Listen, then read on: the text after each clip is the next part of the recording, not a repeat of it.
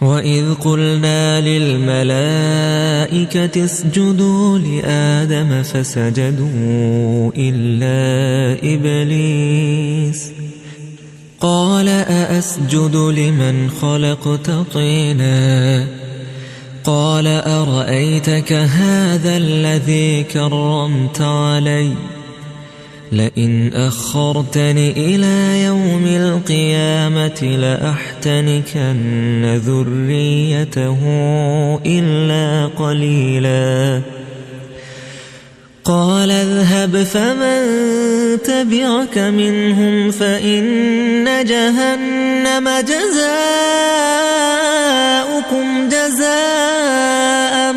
موفورا واستفزز من استطعت منهم بصوتك وأجلب عليهم بخيلك ورجلك وشاركهم في الأموال والأولاد وعدهم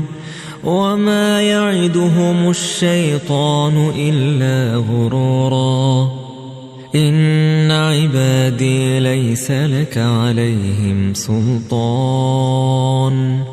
وكفى بربك وكيلا